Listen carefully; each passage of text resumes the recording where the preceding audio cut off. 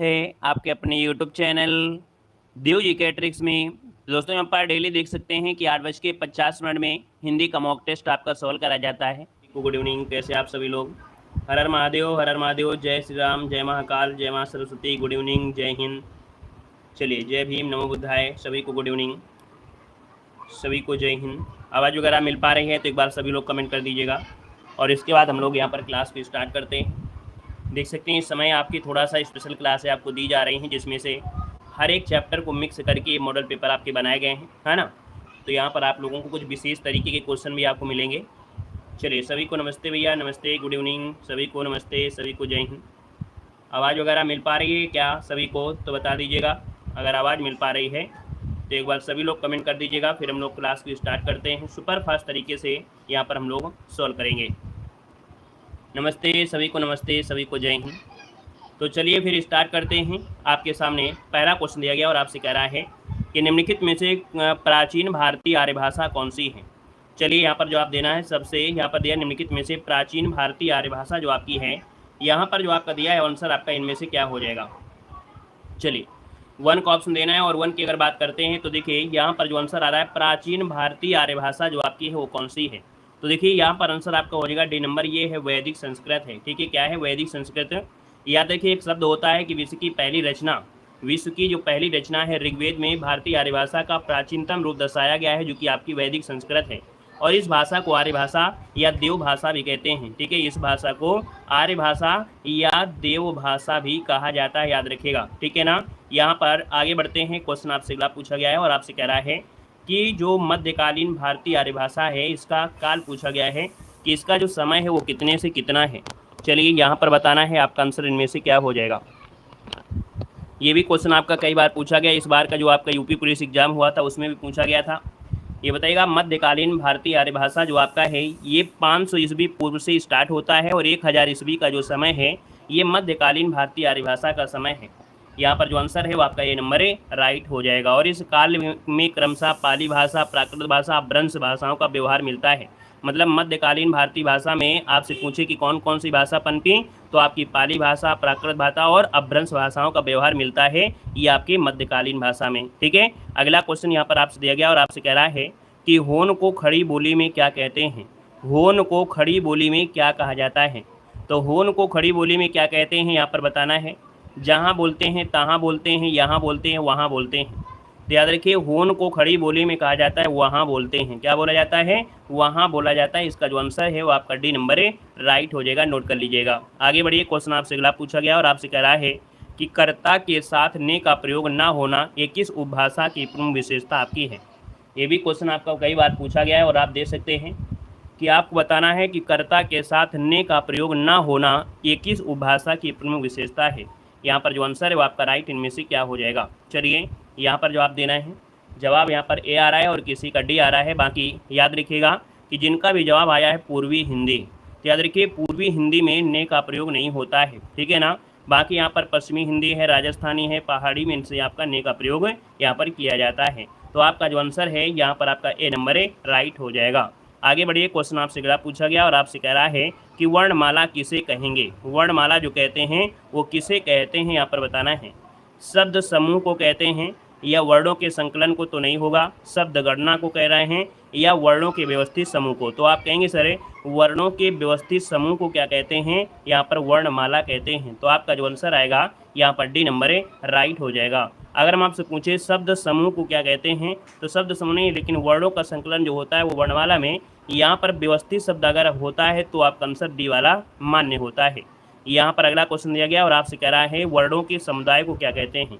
चलिए, वर्णों के समुदाय को क्या कहा जाता है, जो हम आपसे बताना चाह रहे थे, कहना चाह रहे थे, वही आपसे दिया है कि भैया वर्णों के समुदाय को क्या कहते हैं।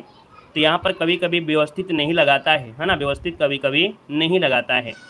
तो आप कहेंगे सर यहाँ पर जो आंसर है वो आपका कौन सा बनेगा, वर्णमाला आपका आंसर है, राइट हो जाएगा, वर्णमाला बन जाएगा। क्लियर है ना। चलिए क्वेश्चन नंबर 4 में क्या दिक्कत है भैया, 1 2, उसमें तो सिंपल सी बात है, उसको रटना है, उसमें कोई बात थोड़ा है, वो तो सीधा रटना है। रटने वाले क्वेश्चन में क्या समझाएं। चलिए अगला क्वेश्चन आपसे दिया गया और आपसे कह रहा है निम्नलिखित में से कौन सा शब्द व्यक्तिवाचक संज्ञा नहीं है। यहाँ पर बताना है, आपसे कह रहा है कि निम्नलिखित में से कौन सा शब्द व्यक्तिवाचक संज्ञा नहीं है। व्यक्तिवाचक मतलब होता है जो आपको दिखाई दे और साथ में यहाँ पर ये कह सकते हैं जो आपकी दुनिया में एक हो, अर्थात व्यक्तिगत हो। तो यहाँ पर देखा जाए तो आपका जो आंसर है यहाँ पर राइट क्या हो जाएगा, यहाँ पर जवाब देना है। चलिए भाई यहाँ पर देखो दिया है समारोह दिया है, गजमार दिया है, डोंगर दिया है, दलहा दिया है और इनमें से कोई नहीं। अब ऐसे ऐसे शब्द आपको दिए गए हैं कि शायद ही कि इस क्वेश्चन को अच्छे लोग यहाँ पर सही न कर पाएँ। लेकिन याद रखिए व्यक्तिवाचक संज्ञा की अगर बात करें तो यहाँ पर जो आपका दिया गया है समारोह दिया गया है, यहाँ पर गजमार दिया गया है, यहाँ पर जो आपका दहलंगा दिया गया है ना। ये जो आपका डोंगर शब्द दिया है, डोंगर शब्द ये छोटे पहाड़ों को कहा जाता है। डोंगर जो कहा जाता है ये जो छोटे से पहाड़ होते हैं, छोटे छोटे पहाड़ होते हैं, तो ये छोटे पहाड़ को कहा जाता है। और जब छोटे पहाड़ के होंगे तो भैया छोटे छोटे पहाड़ क्या होते हैं, ये जातिवाचक में आ जाएंगे। किस में आ जाएंगे, जातिवाचक में आ जाएंगे। तो इसलिए याद रखिएगा डोंगर जो शब्द है वो पहाड़ को कहते हैं, जो छोटे पहाड़ है इस छत्तीसगढ़ी भाषा में बोला जाता है, डोंगर कहा जाता है। ठीक है, तो इसलिए आपका आंसर क्या हो जाएगा, ये जाति में बन जाएगा। यहाँ पर अगला क्वेश्चन दिया गया है और आपसे कह रहा है कि निम्नलिखित विकल्पों में से किस विकल्प में सभी जो शब्द हैं वो व्यक्तिवाचक संज्ञाएं हैं। यहाँ पर बताना है सभी शब्द व्यक्तिवाचक संज्ञाएं हैं, अर्थात दुनिया में मिस एक ही चीज़ आपको मिलेंगी यहाँ पर, वो भी आपको दृश्य रूप में होंगी जो दिखाई देंगी। तो यहाँ पर देखिए राम है, रामचरितमानस है और गंगा है, वो एक हैं, ज़्यादा तो है नहीं है। और ज़्यादा नहीं है तो ऑप्शन नंबर आपका क्या बनेगा, ए नंबर है यहाँ पर जिसका आ रहा है तो राइट हो जाएगा। ठीक है ना। अगले क्वेश्चन को आते हैं। क्वेश्चन आपसे दिया गया है कि निम्नलिखित में से पुल्लिंग शब्द आपका कौन सा है। यहाँ पर आपको छांटना है पुल्लिंग।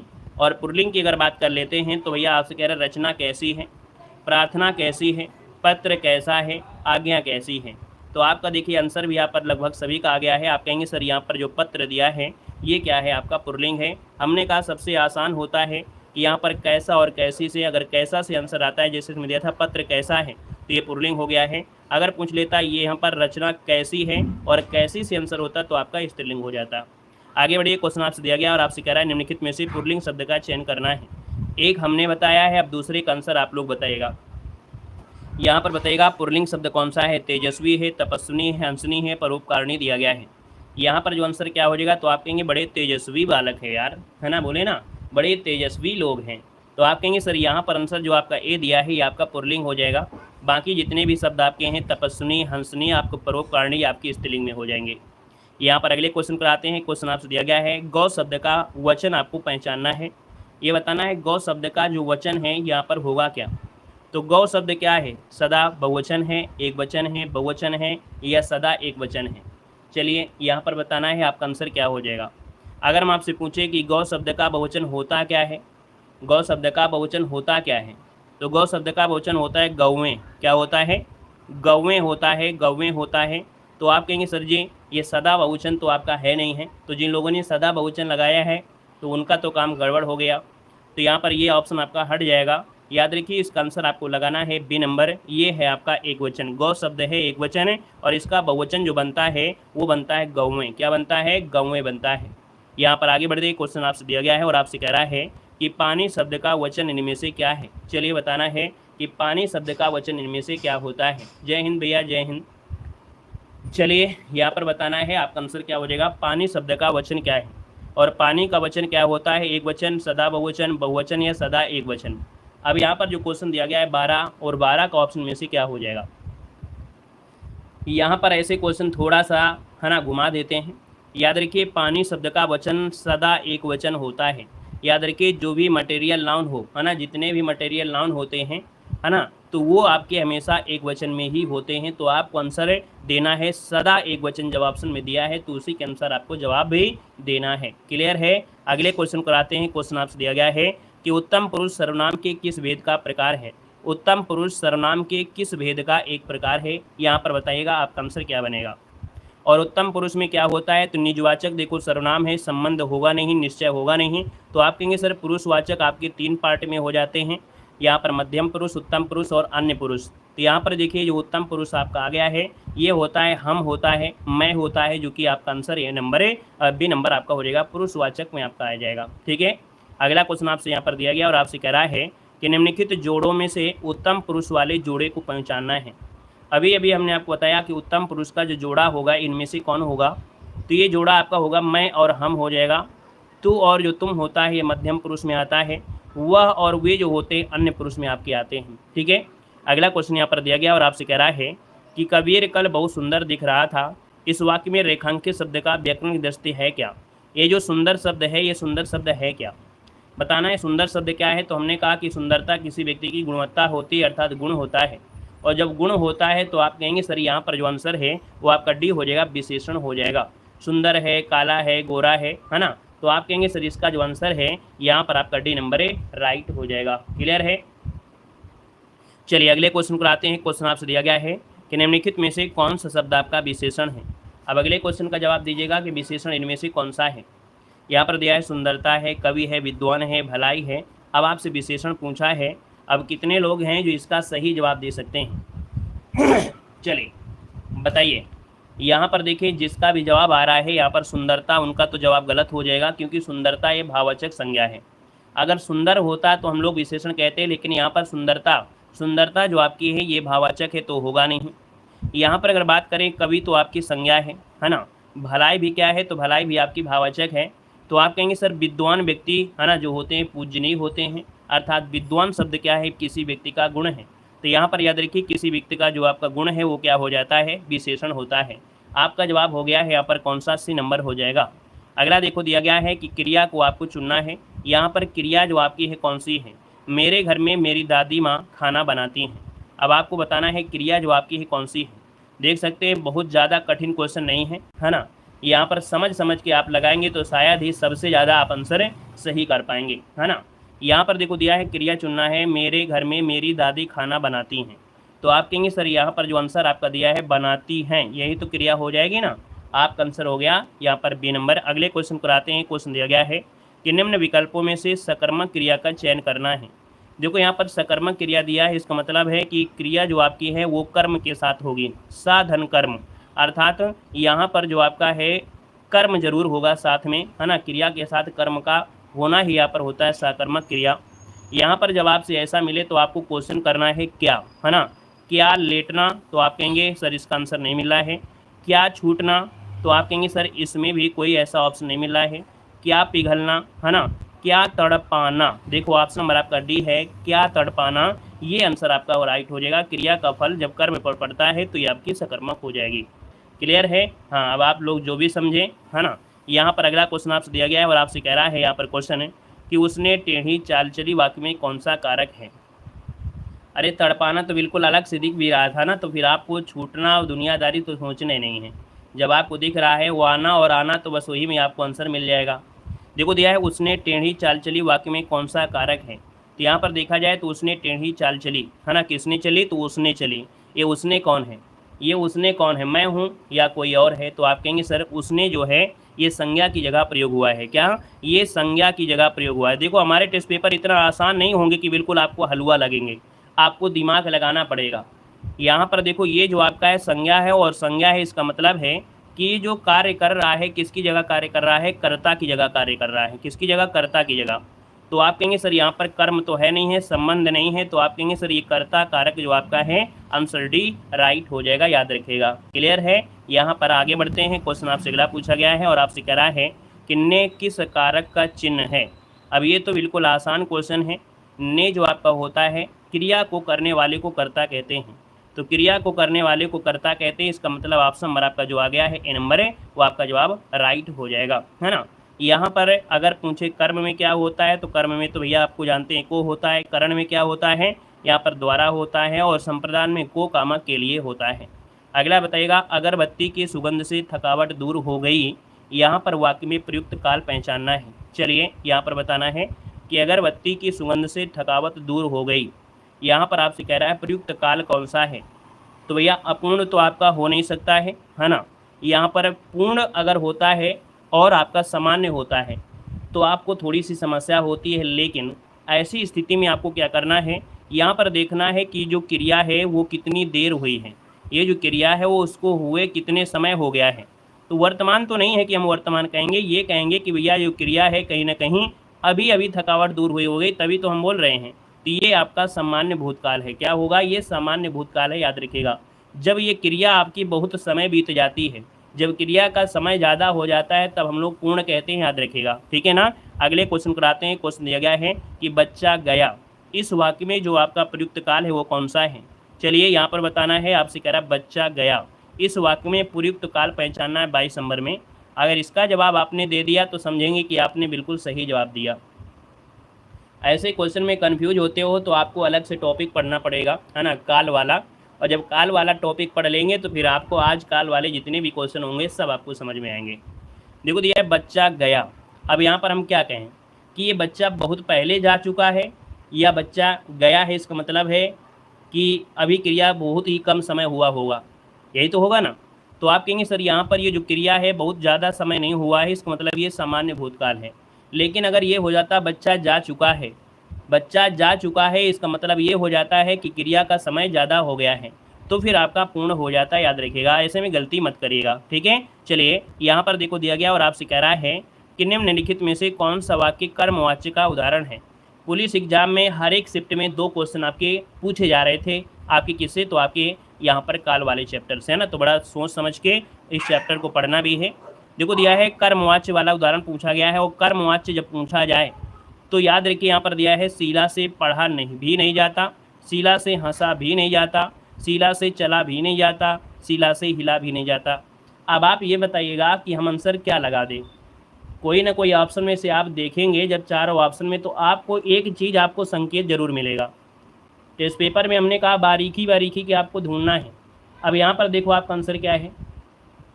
हाँ, यहाँ पर देखो पढ़ना जो आपकी है, कहीं ना कहीं ये क्रिया कैसी है, कर्म के साथ, वो भी सकर्मक क्रिया है। कैसी है? सकर्मक क्रिया है।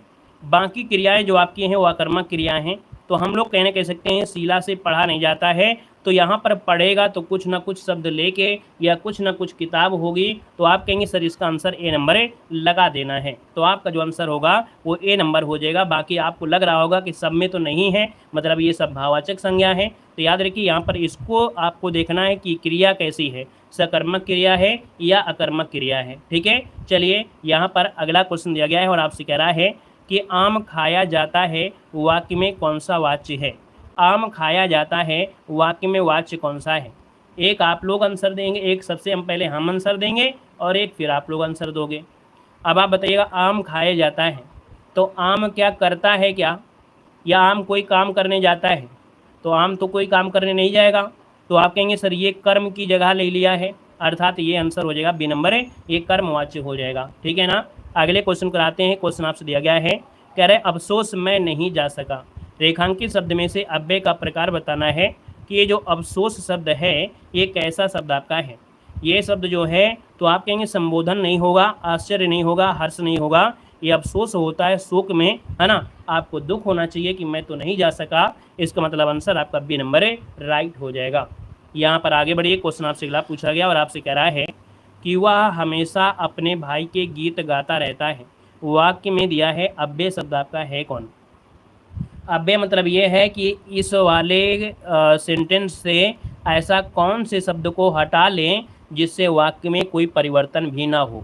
तो यहाँ पर देखिए 26 नंबर में, तो 26 का ऑप्शन क्या होगा, तो आप कहेंगे अगर यहाँ पर वह हमेशा शब्द अगर हटा लिया जाए, यहाँ से अगर हमेशा शब्द को हटा दें तो वह अपने भाई के गीत गाता रहता है, मतलब वाक्य का जो सेंटेंस है वो भी बन गया, अपना काम भी बन गया और आंसर भी निकल आया, है ना। तो इसका मतलब अव्यय ये हुआ कि इसको हटाने और लगाने से थोड़ा जरूर सेंटेंस में सुधार होगा, लेकिन दिक्कत नहीं होगी। तो हमेशा शब्द क्या हो गया, यहाँ पर हो गया आपका अव्यय हो गया, है ना।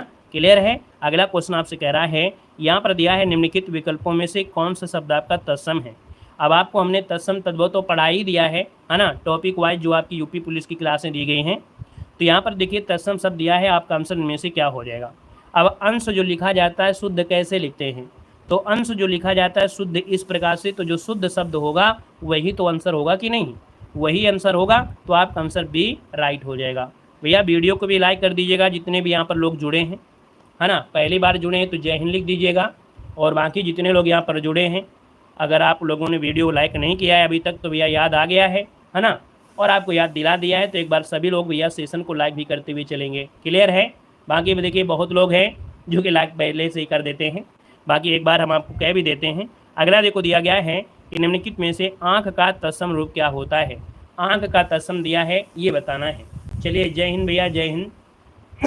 चलिए पुराने स्टूडेंट जय हिंद जल्दी से लिख देते हैं, है ना, कि सर जी देख लें कि हम हैं कि नहीं हैं। अच्छा स्पीड थोड़ी कम है। अच्छा आंख का तत्सम बताइएगा 28 नंबर में। आंख का जो तत्सम है यहाँ पर क्या होगा, तो देखो आंख का होता है अच ही होता है। यहाँ पर आंसर बी हो जाएगा। नेक्स्ट क्वेश्चन आपसे कह रहा है कि इनमें से अज्ञ का पर्यायवाची नहीं है। चलिए अज्ञ का पर्यायवाची नहीं है, क्वेश्चन नंबर आपका 29 है। इसका जवाब सही दीजिएगा। यहाँ पर क्या हो जाएगा, तो देखिए अज्ञ का पर्यायवाची नहीं पूछा गया है ना, और नहीं पूछा है इसका मतलब है कि इसका विलोम ढूंढ लीजिए, और अगर इसका विलोम आपने ढूंढ लिया तो आपका आंसर राइट हो जाएगा। और याद रखिए अज्ञ का विलोम होता है विज्ञ होता है। अज्ञ का विलोम विज्ञ होता है, इसका मतलब ये पर्यायवाची नहीं है, विलोम है, तो आपका यही आंसर हो जाएगा। क्योंकि अज्ञ मतलब होता है जो अनभिज्ञ होता है, कुछ नहीं जानता। अज्ञ मतलब मूर्ख होता है, अज्ञ मतलब मूढ़ होता है ना। तो आप कहेंगे आंसर आपका ये नंबर राइट हो जाएगा। अगला क्वेश्चन आपसे दिया गया है और आपसे कह रहा है कि अरविंद शब्द का पर्यायवाची इनमें से कौन सा है। अरविंद शब्द का पर्यायवाची क्या होता है, तो अरविंद कहा जाता है कमल को कहते हैं ना। बाकी यहाँ पर देखिए जल में, याद रखिए जल में से अगर आप यहाँ पर ज शब्द जोड़ देते हैं, अर्थात यहाँ पर ज शब्द जैसे आपका होता है जलज, पंकज, नीरज, अंबुज, सरोज, अर्थात जिस भी शब्द के अंत में ज जुड़ा है तो 90% आपको यही होगा कि भैया ये कमल के पर्यायवाची याद रखेगा, है ना, क्लियर है। और अगर किसी भी शब्द के अंत में अगर दा जुड़ा हुआ है तो ये समझ लेना है कि वो क्या है, बादल की पर्यायवाची याद रखिएगा। जैसे अम्बुद, नीरद, तोयद, है ना, तो दा शब्द होता है तो बादल और जा शब्द होता है तो कमल। यहाँ पर अगला क्वेश्चन आपसे कह रहा है कि अमर का विलोम क्या होता है। अमर का विलोम पूछा गया है और अमर का विलोम क्या हो जाएगा, तो आप कहेंगे अमर का होता है क्या, मृत्यु होता है या मृत्य होता है, तो अमर का होता है मृत्य, मतलब ऑप्शन आपका डी नंबर राइट हो जाएगा। अगले क्वेश्चन को आते हैं। क्वेश्चन दिया गया है इनमें से अश्लील शब्द का विलोम क्या होता है। अश्लील का विलोम पूछा गया, अश्लील का विलोम, तो अश्लील का हो जाएगा सलील हो जाएगा। सिंपल सी बात है, ऑप्शन ए बन जाएगा। सलील मतलब जिसे बोलते हैं भद्र, क्या बोलते हैं, भद्र कहा जाता है, बोलते हैं ना बड़ा भद्र व्यक्ति है, बड़ा उदंड व्यक्ति है, तो आंसर आपका हो गया ए नंबर। नेक्स्ट क्वेश्चन आपसे कह रहा है कि इनमें से कौन सा शब्द है जो कि उच्च का समानार्थी नहीं है। उच्च का समानार्थी नहीं है, अब इसका मतलब है कि आप अगर इसका विलोम ढूंढ लिए तो अभी आपको कोई दिक्कत नहीं होगा। यहाँ पर देखिए आपसे कह रहा है उच्च का समानार्थी नहीं है, तो देखो उच्च का समानार्थी होता है श्रेष्ठ, उच्च मतलब बड़ा होता है, उच्च मतलब उठा हुआ होता है, तो यहाँ पर जो टीला दिया गया है ये इसका समानार्थी नहीं होगा, याद रखिएगा, ठीक है। अगला क्वेश्चन आपसे दिया गया है और आपसे कह रहा है कि दिए गए विकल्पों में से उत्कंठा के समानार्थी पूछा गया है। ये क्वेश्चन आपका पूछा गया था, बहुत ही बार पूछा भी गया है। याद रखिए उत्कंठा मतलब ये होता है जैसे आपको किसी की चुगली आपने सुन लिया, किसी की चुगली सुन लिया, तो फिर आपको बताने की जल्दी होती है कि कितनी जल्दी वो मिल जाए और अपने पेट से मैं उस शब्द को निकाल लूँ। तो यहाँ पर याद रखिए, यहाँ पर हो जाएगा कि उत्कंठा मतलब उत्सुकता हो गया या अभिलाषा हो गया, तो आंसर आपका ये नंबर है राइट हो जाएगा, याद रखिएगा उत्सुकता अभिलाषा बनेगा। अगला क्वेश्चन आपसे यहाँ पर दिया गया और आपसे कह रहा है कि अप्रमेय शब्द वाक्यांश के लिए कौन सा शब्द है। अप्रमेय क्या होता है, देखो अप्रमेय मतलब जो कहा जाता है वो किसे कहते हैं, जो तौला या नापा ना जा सके, जो अवश्य होने वाला हो, ये तो आपका असंभवी होता है, ये नहीं होगा, जो प्रमाण से सिद्ध ना किया गया हो, तो यहाँ पर जो आंसर है वो आपका राइट क्या हो जाएगा। तो भैया आयोग ने यहाँ पर क्या किया था, ऑप्शन नंबर आपका ए और ऑप्शन नंबर आपका सी दोनों को सही कर दिया था, तो एक एक नंबर सभी को मिल गए हैं, याद रखिएगा, ठीक है। अगला क्वेश्चन यहाँ पर दिया गया है कि जो अपने स्थान या स्थिति से अलग ना किया जा सके, जो अपने स्थान या स्थिति से अलग ना किया जा सके उसे कहते हैं अच्युत कहते हैं, मतलब ऑप्शन नंबर आपका ए राइट हो जाएगा, याद रखिएगा, क्लियर है। और यहाँ पर अटल मतलब होता है जो अपनी बात या जगह से टले नहीं, उसे कहते हैं अटल। अगला देखो दिया गया है अंडे सेना, इस मोहरे का अर्थ आपका है क्या। चलिए यहाँ पर बताना है अंडे सेना। तो अंडे सेना मतलब होता है घर में बेकार बैठना, है ना। यहाँ पर जो आंसर है वो डी नंबर जिसका आ रहा है बिल्कुल सही हो जाएगा। यहाँ पर घर में बेकार बैठना। नेक्स्ट क्वेश्चन आपसे कह रहा है कि अरण्य रोदन, इस मुहावरे का अर्थ क्या है। अरण्य रोदन मतलब होता है क्या, अरण्य रोदन मतलब क्या होता है, तो आप कहेंगे यहाँ पर दिया है विरह गीत, विरह गीत नहीं होगा, निरंतर निवेदन भी नहीं होगा, बेसुरा गायन भी नहीं होगा, इसका मतलब है निरर्थक। निरर्थक मतलब ये हम लोग कह सकते हैं कि ऐसी बात जिस पर किसी का ध्यान ना हो, ऐसी बात जिस पर किसी का ध्यान ना हो उसको कहते हैं निरर्थक कहते हैं, याद रखिएगा ना। जैसे कोई चिल्ला रहा है हम तो ध्यान नहीं दे रहे हैं, तो याद रखिएगा निरर्थक मतलब हो गया कि ऐसी बात जिस पर कोई ध्यान ना दे। जैसे आप लोग भी किसी कमेंट ना ध्यान दें, हम भी कमेंट पे ध्यान ना दें, मतलब ऐसे कमेंट को तो हम लोग निरर्थक कह देंगे। लेकिन अगर जरूरी वाला कमेंट होता है तो फिर उसका जवाब हम आपको दे देते हैं। यहाँ पर अगला दिया गया है अरण्य चंद्रिका क्या होता है, आप बताइएगा। आप बताइए अरण्य चंद्रिका, ये आपने पहली बार क्वेश्चन सुना होगा, है ना। अरण्य रोदन आपने जरूर पढ़ा होगा, लेकिन अरण्य चंद्रिका आपने नहीं सुना होगा, और नहीं सुने हैं तो आप बताइए क्या हो जाएगा। यहाँ पर देखिए 39 नंबर दिया है, और 39 की अगर बात करते हैं तो याद रखिएगा अरण्य चंद्रिका कहा जाता है निष्प्रयोजन पदार्थ को, निष्प्रयोजन पदार्थ को कहते हैं। यहाँ पर जो आंसर है वो आपका सी हो जाएगा, मतलब ऐसी चंद्रिका या शोभा जिसे देखने या समझने वाला कोई ना हो। और अरण्य मतलब होता है चंद्रिका, जो कि मुहावरे का अर्थ होता है निष्प्रयोजन। तो आपका आंसर हो गया सी नंबर। नेक्स्ट क्वेश्चन आपसे दिया गया है अटूट का मतलब क्या होता है, अटाटूट का मतलब क्या होता है, अटाटूट, अटाटूट मतलब होता है बहुत अधिक, है ना, बोलते हैं ना अटूट प्रेम करते हैं हम, है ना। तो आप कहेंगे सर बहुत प्रेम करते हैं, तो आपका आंसर हो जाएगा बी नंबर हो जाएगा।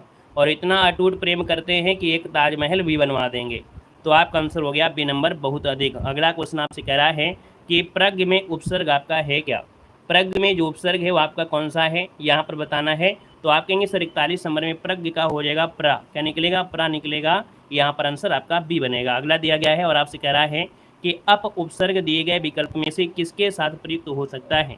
अब आपको बताना है, यहाँ पर दिया है अप उपसर्ग जो जुड़ा है ये किसके साथ प्रयुक्त हो सकता है।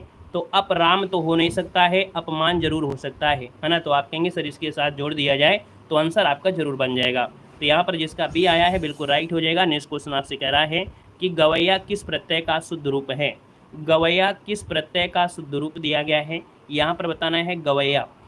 अब देखो यहाँ पर दिया है कृत्यवाच्य दिया है, कर्मवाच्य है, करण है और भाव है। हमने कहा ये जो गवैया है आपका है क्या, तो गाना क्या है, क्रिया है, और जो क्रिया है इसका मतलब ये क्या हो जाएगा, कृत्यवाच्य। यहाँ पर आंसर है राइट हो जाएगा। वैया प्रत्यय लगाने से ये बना है कृत्यवाच्य, इसका आंसर आपका हो जाएगा ए नंबर, है ना। अगला क्वेश्चन आपसे दिया गया है और आपसे कह रहा है कि कहावत में प्रयुक्त प्रत्यय कौन सा है, कहावत में प्रत्यय पूछा गया है और कहावत में प्रत्यय क्या हो जाएगा। तो आप कहेंगे सर कह धन आवत, कह धन आवत, इसका मतलब आवत जो ऑप्शन दिया गया है डी नंबर वो राइट हो जाएगा। अगला क्वेश्चन आपसे दिया गया है स्वर संधि का उदाहरण पूछा गया है कि स्वर संधि का उदाहरण इनमें से है कौन, चलिए बताइएगा 7 नंबर में। अब यहाँ पर देखा जाए तो किंचित हो नहीं सकता है, तद्रुप नहीं होगा, नीरस में आपका विसर्ग है। आप कहेंगे सर ये नंबर हो जाएगा अन्वय, कैसे, तो इसको जब तोड़ेंगे तो बनेगा अनु, क्या निकलेगा अनु, और साथ में निकलेगा आई निकलेगा। मतलब देखा जाए तो यहाँ पर जो आंसर आपका दिया है वो आपका ए नंबर राइट हो जाएगा, जो कि सबके जवाब सही हैं। और अगला क्वेश्चन आपसे दिया गया है और आपसे कह रहा है स्वर संधि में किसका मेल होता है, स्वर संधि में किसका मेल होता है। तो नोट कर लीजिएगा, स्वर संधि अगर हो तो स्वर संधि में सिर्फ स्वरों का ही मेल होता है, स्वर संधि में सिर्फ स्वरों का ही मेल होता है। आपका आंसर हो जाएगा ए नंबर राइट हो जाएगा। यहाँ पर अगला क्वेश्चन आपसे कह रहा है कि अनुरूप में कौन सा समास है, अनुरूप में कौन सा समास है। तो ब्रह्मांड में, है ना, ऐसा कोई भी शब्द हो जिसमें से उपसर्ग लगा हो, है ना, अगर उपसर्ग निकल कर आ जाए तो याद रखिए वो आपका कौन होता है, अव्ययी भाव समास होता है। जैसे अनुरूप है, अनुकूल है, यथाशक्ति है, यथासंभव है, यथोचित है, यथा जीवन है, यथा विध है, आजन्म है। तो आप कहेंगे जिसमें भी उपसर्ग लगा हो तो वही प्रधान होता है, और प्रधान ही होता है, अव्ययी होता है।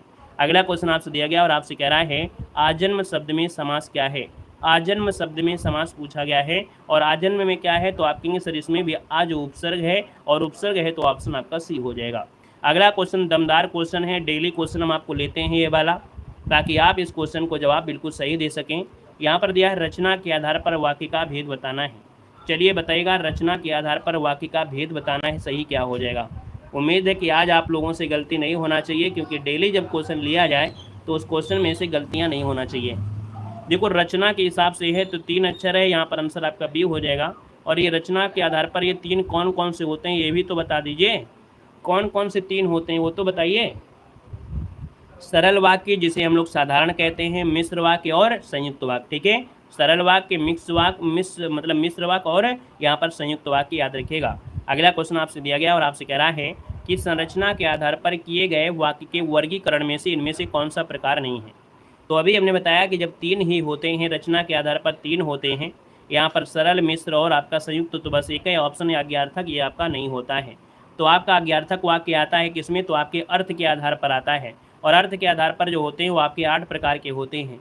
तो आपका आंसर क्या हो गया लला, यहाँ पर आंसर आपका सी नंबर है राइट हो जाएगा। क्लियर है। यहाँ पर देखिए अगला क्वेश्चन आपसे कह रहा है कि कामायनी के रचयिता जो आपके हैं कौन हैं। चलिए बताना है कामायनी के जो रचयिता हैं यहाँ पर क्या हो जाएंगे, यहाँ पर बताना है इसका आंसर क्या बनेगा। और कामायनी का तो आप लोग जानते हैं, बताइएगा कामायनी के रचयिता कौन है। जयशंकर प्रसाद बिल्कुल सही है, जिसका ऑप्शन ए नंबर बिल्कुल सही जवाब हो जाएगा, यहाँ पर ए नंबर है। अगला क्वेश्चन दिया गया है स्मृति की रेखाएं किसकी कृति हैं। स्मृति की रेखाएं किसकी कृति हैं। तो स्मृति की रेखाएं जो आपकी हैं वो किसकी हैं, यहाँ पर बताना है। तो देखिए दूसरे नंबर का जो ऑप्शन इनमें से क्या हो जाएगा, जल्दी से बताइए। सी नंबर यहाँ पर देखिए ये स्मृति की जो रेखाएं हैं वो है आपकी किसकी हैं, तो आपका आंसर हो जाएगा महादेव वर्मा। क्या हो जाएगा, महादेव वर्मा इसका जो आंसर है यहाँ पर राइट हो जाएगा। यहाँ पर देखिए अगला क्वेश्चन आपसे दिया गया है, कह रहे रामचरितमानस में कितने कांड हैं। रामचरितमानस में कितने कांड हैं, तो आप कहेंगे इसमें 7 सोपान है अर्थात 7 कांड हैं। यहाँ पर अगला दिया गया है कुरुक्षेत्र किसकी रचना है। कुरुक्षेत्र किसकी रचना है। यहाँ पर देखिए कुरुक्षेत्र जो कि रामधारी सिंह दिनकर की रचना है और इसका प्रकाशन जो हुआ था 1946 में हुआ था। और इस रचना के माध्यम से कवि रामधारी सिंह दिनकर ने युद्ध को लेकर समाज में एक समक्ष सवाल उठाया था। और ये जो कुरुक्षेत्र महाकाव्य है 7 सर्गों में है। कुरुक्षेत्र जो महाकाव्य है वो 7 सर्गों में भी विभाजित किया गया है। अगला क्वेश्चन दिया गया है और आपसे कह रहा है आषाढ़ का एक दिन नाटककार कौन है। आषाढ़ का एक दिन जो आपके हैं वो हैं आपके मोहन राकेश, है ना, मोहन राकेश, जो कि आपकी हिंदी में ये आपको मिलेगा, ये हिंदी नाटक आपका है। अगला क्वेश्चन दिया गया है कि निम्नलिखित में से आचरण की सभ्यता किसकी रचना है। आचरण की सभ्यता किसकी रचना है। क्वेश्चन नंबर आपका 6 है और आचरण की सभ्यता है सरदार पूर्ण सिंह की। ऑप्शन नंबर आपका बनेगा डी नंबर। और ये है क्या, ये निबंध है। क्या है, ये निबंध है, इसको भी याद रखते चलिए क्योंकि कभी कभी ये भी पूछ लेता है। शिवा बावनी किसकी रचना है। शिवा बावनी किसकी रचना है। तो शिवा बावनी है आपके भूषण की है ना, शिवा बावनी भूषण द्वारा रचित है। ये 52 छंदों का काव्य है। कितने, 52 छंदों का एक काव्य है जिसमें छत्रपति शिवाजी महाराज की जो शौर्य है, पराक्रम है आदि का ओजपूर्ण वर्णन इसमें से किया गया है। ये जो है 52 छंदों का काव्य है। अगला क्वेश्चन आपसे दिया गया है और आपसे कह रहा है कि गीतांजलि के रचयिता कौन है। यहाँ पर दिया है गीतांजलि की जो रचनाकार है वो कौन है, तो रविन्द्रनाथ टैगोर, जिसको ऑप्शन है बिल्कुल सही यहाँ पर आ रहा है। यहाँ पर आपका आंसर बिल्कुल सही हो जाएगा। और इसका जो उच्चारण है वो बंगला भाषा में आपको किया गया है ना, मतलब मूलतः बंगला भाषा में रचित किया गया है यहाँ पर संग्रह। अगला क्वेश्चन दिया गया है कि प्रेम सागर किसकी कृति है। प्रेम सागर किसकी कृति है। प्रेम सागर है यहाँ पर बताइएगा, प्रेम सागर और लाल चंद्रिका। यहाँ पर जो आंसर बनेगा वो हो जाएगा लल्लू, अर्थात जो प्रेम करेगा ऑनलाइन वो हो जाएगा लल्लू। क्योंकि ऑनलाइन में सब लोग लिपस्टिक थोप के आते हैं, मेकअप थोप के आते हैं, वो भी लड़के रहते हैं और डीपी में लगाए रहते हैं लड़कियों की फ़ोटो। तो इसलिए ऑनलाइन किसी के चक्कर में ना पड़े, नहीं तो फिर लल्लू हो जाएंगे। तो प्रेम सागर हो गया, लल्लू लाल हो गया। अगर लाल चंद्रिका भी पूछी जाती रचना किसकी है तो फिर ये भी हो जाती लल्लू लाल की। आगे बढ़िए, क्वेश्चन दिया गया है और आपसे कह रहा है कि इनमें से किसकी रचना नीरजा है। यहाँ पर देखो नीरजा जो रचना है वो आपकी है किसकी, तो नीरजा हो जाएगी आपकी option number C Mahadev Varma, है ना, महादेव वर्मा का ये तीसरा कविता संग्रह है। याद रखिए यहाँ पर आंसर आपका सी नंबर है राइट हो जाएगा। और अगला क्वेश्चन दिया गया है कि रामधारी सिंह दिनकर को भारतीय ज्ञानपीठ पुरस्कार प्राप्त हुआ था। रामधारी सिंह दिनकर को जो भारतीय ज्ञानपीठ पुरस्कार मिला वो किसके लिए मिला था, ये आपसे कह रहा है। इसका आंसर क्या बनेगा, तो भैया देखा जाए तो 11 नंबर का जो ऑप्शन है यहाँ पर राइट क्या हो जाएगा, तो आप कहेंगे सर उर्वशी के लिए मिला था। किसके लिए, उर्वशी। ऑप्शन नंबर आपका डी राइट हो जाएगा। नेक्स्ट क्वेश्चन दिया गया है कि रहीम किसके दरबारी कवि थे। रहीम किसके दरबारी कवि थे आपको बताना है। तो रहीम जो आपके थे वो याद रखिएगा वो आपके अकबर के दरबार कवि थे। अगला है आंचलिक रचनाओं का संबंध जो होता है वो किससे होता है, तो आंचलिक रचना होता है जो क्षेत्र विशेष से होता है, गाँवों से होता है, गाँव में जो लोग रहते हैं क्षेत्र विशेष में। तो आपका आंसर यहाँ पर सी नंबर राइट हो जाएगा, याद रखिएगा। तो भैया इस प्रकार से ये प्यारा सा जो टेस्ट पेपर है कवर हुआ। 50 प्रश्नों का पहले हमने टेस्ट पेपर आपको सॉल्व करवाया था। इसके बाद 13 क्वेश्चन आपकी हिंदी इस लिंक पर क्लिक करके अगली क्लास में आ जाइए और अगली क्लास को हम लोग यहाँ पर धुआं करेंगे, है ना, जो कि आपकी मॉडल पेपर का है। अच्छा क्वेश्चन आपका होगा, अच्छा मॉडल पेपर है। चलिए धन्यवाद सभी को, जय हिंद, सभी को वंदे मातरम। वीडियो को लाइक शेयर करके जरूर आइए अगली क्लास में।